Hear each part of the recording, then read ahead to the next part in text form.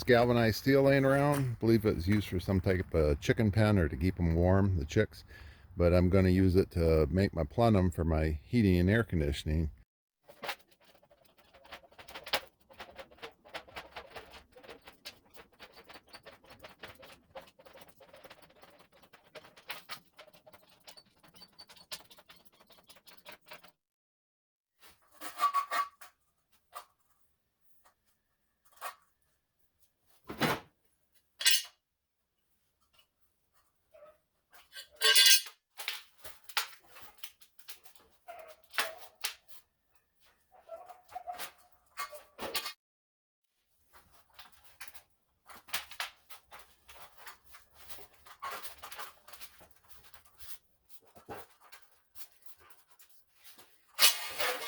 Made this tool here.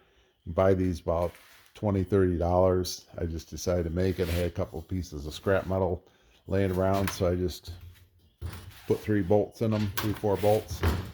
Put a little gap in here, just enough of a gap so this piece of metal that I'm working on would slide right in there. And then you can put a bend in it. You just stick it in there and then you roll this over.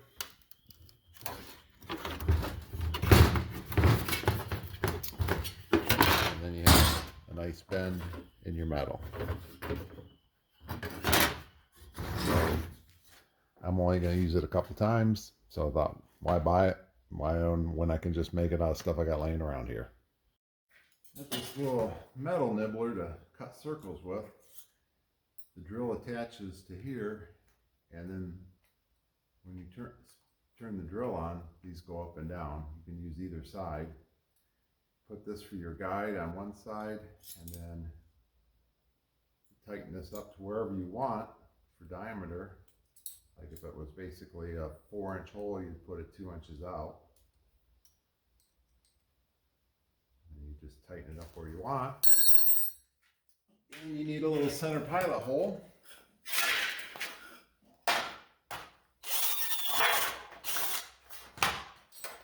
And that fits right in the pilot hole, and then you have to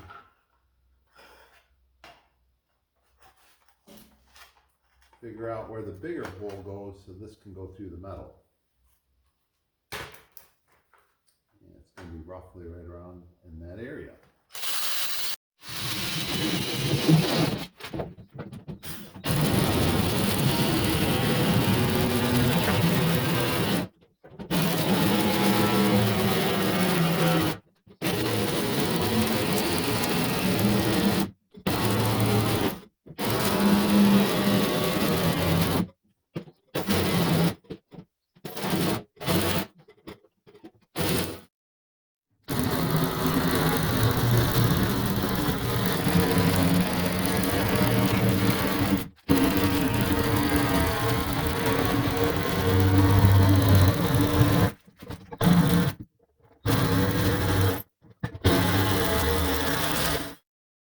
So we've got the hole cut on that end, this end, and now the bottom.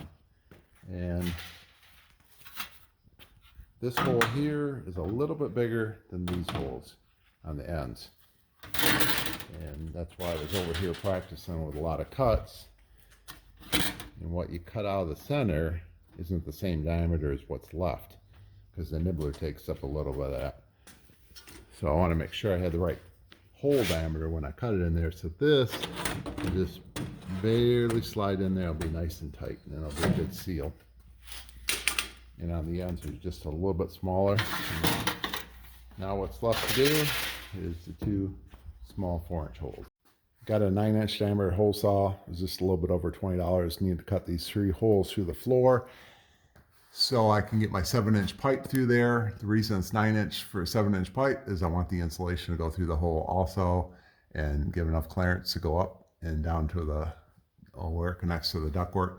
And with this steep angle of the roof, it's going to be harder to get a jigsaw to go from the top than it was just put a hole saw in from the bottom. So for $20-some, that hole saw is pretty inexpensive and time saver to do these 3 holes that I needed to do for the duct runs.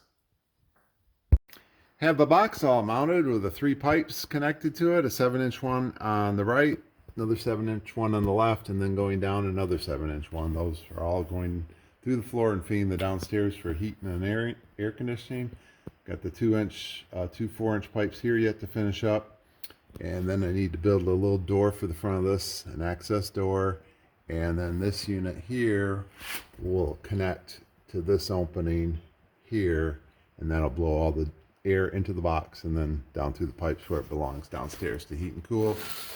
These Freon lines, I mounted this 2-inch diameter pipe so they can just go in there and they'll slide down and outside through the soffit, and then they'll be angled over toward the heating and air conditioning compressor outside. So I just want to make it nice and neat and have a really easy way to guide them, and if they ever need to be replaced, there's a nice way to just slide them in and out with no complications. So our box is all taped up nice and tight around all the seams everywhere, top, bottom, sides. I'll put the self-adhesive insulation also on it that ends up being R9, and then sealing up the inside, so that's want to make sure I don't have any air leaks.